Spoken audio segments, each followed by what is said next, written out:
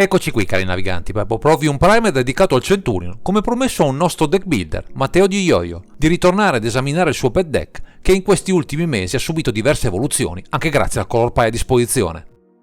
A meno del rosso abbiamo accesso al resto dei colori disponibili per una leggendaria che abbiamo già trattato in una veste votata al controllo delle partite a suon di counter e interazioni, mentre ora il focus è diretto altrove per meglio rispondere al meta in continua evoluzione. La componente principale di questa build è basata sulle creature e su un approccio al gioco più rapido, senza però disdegnare l'enorme potenziale di questa carta, tra le più iconiche e abusate nei formati a 100 carte. Questa volta vi parleremo di Atraxa, Praetor's Voice, nella versione midrange.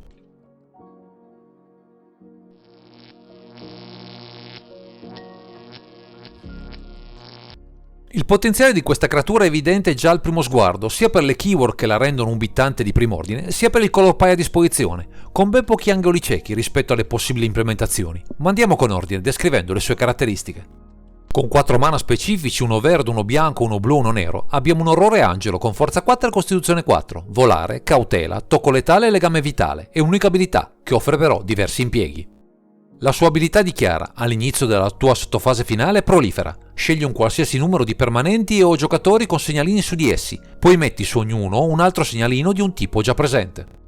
L'impiego di questa abilità è variegato ed intrigante, ed è applicabile a una vasta varietà di counter, ma in questa build specifica non si punterà a sfruttarne obbligatoriamente i suoi pregi, anche se un buon numero di Planeswalker fanno capolino tra le 99 per sfruttarne il potenziale. Come avremo modo di vedere, il focus è più quello di abusare del color pie, che ci permetterà di massimizzare le scelte da inserire nella lista, optando per il meglio, sul fronte delle tech e del costo di mana, per tutti e 4 i colori messi a disposizione da questo orrore angelo. Non sarà quindi necessario per la nostra azione avere questa Atraxa Praetor's Voice in campo, ma se avrà modo di planare sui campi da gioco seminerà il terrore, letteralmente, così da finire in pochi assalti chi proverà a sbarrarle il cammino.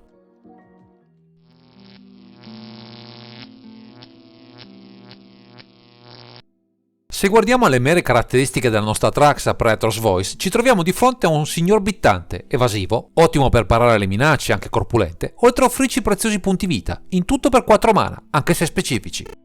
Quindi, considerandolo alla stregua di una creatura qualsiasi, ci dà molto, anche senza usare la sua abilità proliferare. Per questo motivo una fetta considerevole di questa lista si preoccupa di farla entrare presto, a partire da alcuni mana dork, Avacyn Pilgrim, Bird of Paradise, Elves of Deep Shadow, Elvis Mystic, Final Elves, Llanowar Elves e Noble Hierarch.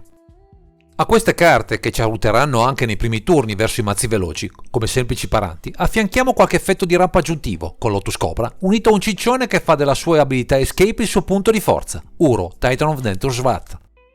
È chiaro che legami con il generale non ce ne sono, ma il value offerto è tale, anche sul fronte del card advantage, da non disdegnare la presenza tra le 99, così come per una serie di strumenti di card draw che possono fungere anche da bittanti nel caso con Dark Confidant, Esper Sentinel, Edric Spymaster of Trest e Tymna Weaver.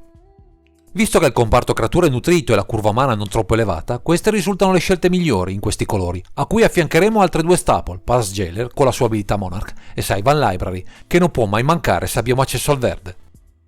Come vedrete, il piano per diffondere segnalini qui non viene ancora preso in considerazione, puntando a sfruttare carte utili per le loro singole finalità, come nel caso di Brother Borrower, anche se qualche effetto con i segnalini, come per Looming Arc Aspirant, lo prendiamo in considerazione.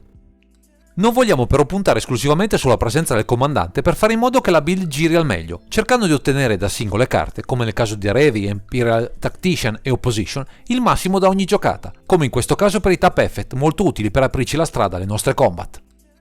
Verso i cimiteri avversari, strizzando comunque l'occhio ai segnalini +1/+1, utilizzeremo Anafenza of the Foremost, Death Ray Shaman e Scavenging Ooze, ben sapendo che molti avversari sfruttano il Grave per le loro strategie, ed è bene avere qualche risorsa dedicata ad ostacolarli. Se invece vogliamo utilizzare al meglio il nostro cimitero con Snapcaster Mage e Merenon Clan and Tot, abbiamo un paio di tech funzionali, in particolare la leggendaria, che ben sinergizza con i suoi segnalini con il nostro generale, permettendoci di riutilizzare le nostre creature finite troppo presto nel cimitero. E visto che il nostro piano, in questa occasione, è concentrato sulle creature di pregio, qualche protezione con Mother of Ruse e Silver Spirits è stato inserito appositamente nella lista, per dare una chance in più alle carte migliori, resistendo alla rimozione del formato. A nostra volta, qualche carta per eliminare dei permanenti scomodi la utilizzeremo, scegliendo tra Knight of Atom, Skyclay Apparition e Spellquerer, giusto per rimarcare la nostra natura, a base creatura di questa build, tutta votata a picchiare, oltre che a interagire. Come ulteriore rinforza questa strategia aggiungiamo Questing Beast e Stone Cold Serpent, che possono dare parecchio fastidio tra i campi da gioco grazie alle loro caratteristiche, così da garantirci una fase aggro solida, senza investimenti in mana esagerati. Qualche ulteriore ostacolo alle giocate avversarie la introduciamo con alcuni effetti stacks tra le creature con Dunning Magistrate, Taglia Heretical Cathar e Opposition Agent, e tra gli artefatti con Tangle Wire, assicurandoci il tempo necessario per apparecchiare il board e vincere di danni indisturbati. Con finalità analoghe ci doteremo di una serie di strumenti T8 verso i generali e il card advantage del nemico, con Gilded Drake, Hullbreacher e Liovo Emissary of Trest, così da essere sicuri che qualsiasi nemico possa essere portato alla ragione con le nostre giocate migliori.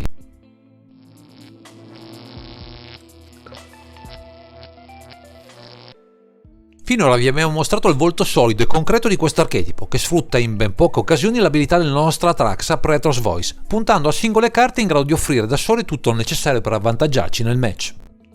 Anche sul fronte delle magie badiamo al sodo, scegliendo, come nel caso delle removal, al meglio che il color pie a disposizione ci offre, dandoci modo di avere nessun iltrancio al nostro gameplay, scegliendo tra Abd of Decay, Council Judgment, Damn, Fatal Push, Mythos of the Troy, Prismatic Ending, Sword to Plusher e Vindicate.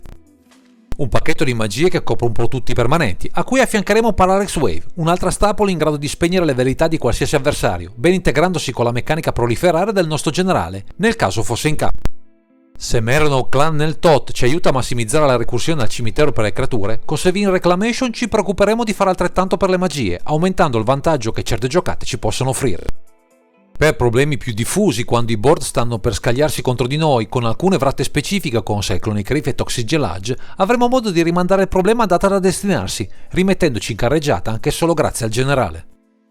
Per dare un minimo di consistenza a questo gameplay inseriamo Collected Company e Enlightened Tutor, per scavare nel grimorio in cerca di qualche creatura utile o recuperare qualche carta specifica, così da avere un'occasione in più per venire a capo delle situazioni più complicate. Per fornire un po' di flessibilità alle nostre risposte, spuntano una serie di carte modali contro Moka's Command, Kaya's Gil e Quandry's Command, che offrono, tra le varie opzioni, qualche effetto in grado di distribuire segnalini, ma non sono neppure in questo caso scelte fondamentali per il nostro gameplay principale. Unici permanenti che realmente beneficeranno del nostro generale in campo sono, manco a dirlo, i Planeswalker, ben 8 in questa build, che ci potranno dare, con le loro abilità, strumenti adatti a tenere testa agli opponenti più rissosi: Grist of the Hunger Tide, Jace the Mind Sculptor, Kaya the Inexorable, Kaya Ghost Assassin, Oko Thief of Crowns, Tamio Field Researcher, Teferi Time Raveler e Tevesh Das Doom of Fools. Non ci sono scelte particolari, solo puro vantaggio, enfatizzato dall'abilità proliferare di Atraxa, ma anche dalla protezione di tutte le nostre creature che fungeranno da argine per i loro preziosi punti lealtà, così da garantirne la sopravvivenza in tutte le situazioni. Il nostro Orrore Angelo non è quindi fondamentale per la riuscita del nostro gameplay, ma la bisogna è in grado di dare una spinta decisiva alle nostre vittorie, anche solo attaccando indisturbata nei cieli sgombri di pericoli.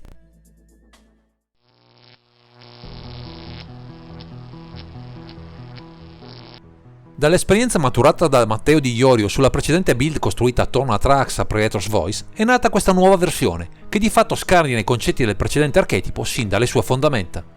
È stato un percorso complesso, che ha richiesto molto lavoro, avviato insieme al gruppo su WhatsApp di appassionati di questo generale, sin dalla sua uscita nel 2015, portandolo via via a costruire una versione Mitridge che vi abbiamo presentato in questo video. La modifica nasce principalmente dalla oggettiva difficoltà nella precedente versione di fare card advantage con consistenza, visti i limiti imposti dal comandante che offre molto sul fronte delle sue abilità, ma non incentiva vantaggi oltre a quelli disponibili nella mano iniziale. Ecco il motivo sostanziale per la rivisitazione di questa lista, introducendo un numero maggiore di carte versatili come Kaya's Gil e Quandry's Command, con l'aggiunta di alcune terre, Yavimaya Holo e Voltra's Stronghold, che ci permettono di salvaguardare o recuperare creature chiave per le nostre partite. Anche sul fronte dei Planeswalker, pietra angolare di questa lista, alcune nuove aggiunte come Kaya the Inexorable e Tevesh Das Doom of Fools ci offrono ottimi strumenti di protezione del board e di card advantage per migliorare la performance complessiva di questo archetipo.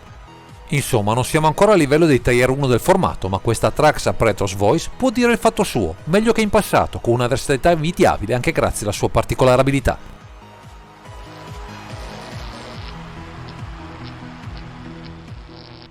Non esiste un piano di gioco preciso, a detta di Matteo Di Iorio, con questa Atraxa Praetor's Voice, visto che molto del nostro approccio alle partite dipenderà dalle 7 carte che avremo a disposizione nella mano iniziale. Con la build attuale potremo impostare un approccio tipicamente aggro o passare al midrange puro, a seconda di cosa ci riserverà la sorte, tenendo bene a mente quali strumenti di card advantage avremo a disposizione al momento dell'avvio del match. Le sinergie dei Manador con Edric Spymaster of Trest o con Opposition possono offrirci un'azione variegata, che in determinati frangenti può risultare decisiva, indipendentemente dalla presenza del comandante in campo. Di certo dovremo giocare con la massima attenzione i nostri motori di card advantage, soprattutto se siamo di fronte a un nemico ostico, che proverà a portare la partita al late game, dove potremo soffrire la mancanza di minacce o risposte adeguate. Per fortuna alcune tech possono, come nel caso di Gilded Drake, risolvere determinati matchup da sole, ma non possiamo affidarci unicamente a queste giocate per portare a casa ogni risultato. Di certo pilotare questa Thrax a Praetor's Voice non sarà una passeggiata, ma l'amore per questo curioso comandante riesce a superare persino questo tipo di difficoltà, solo all'apparenza insormontabile.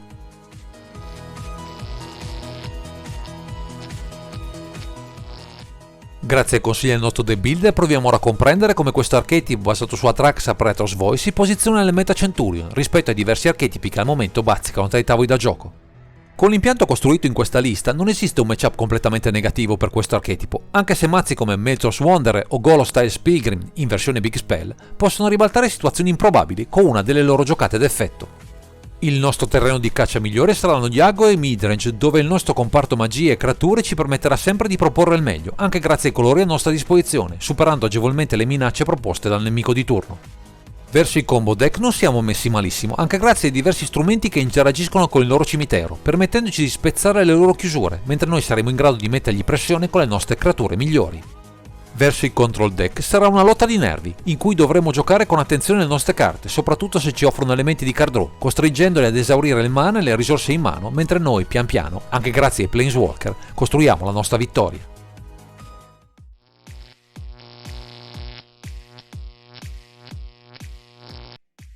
A detta di Matteo Di Iorio, modificare la lista capitanata da Thrax a Praetor's Voice non è affatto facile, visto il color pie a disposizione, e la possibilità di selezionare tra ben 4 colori nuove carte provenienti dagli ultimi set, con uno spettro di opzioni sempre elevato.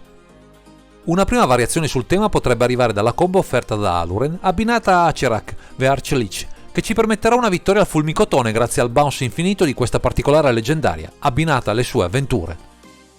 Possiamo poi variare il mix delle carte in grado di offrire card advantage con Fact of Fiction o introdurre con Avabrook Caretaker di aumentare la produzione di segnalini +1/+1 con conseguenti benefici per il nostro board grazie al generale. Insomma, le opzioni non ci mancano. Come vedete in questa lista capeggiata dalla nostra Thrax a Praetor's Voice, le opzioni non ci mancheranno mai, anche se l'attesa resta sempre alta ogni volta che un nuovo viandante calcherà le scene di un nuovo set, valutandone con attenzione un suo possibile impiego in questo archetipo.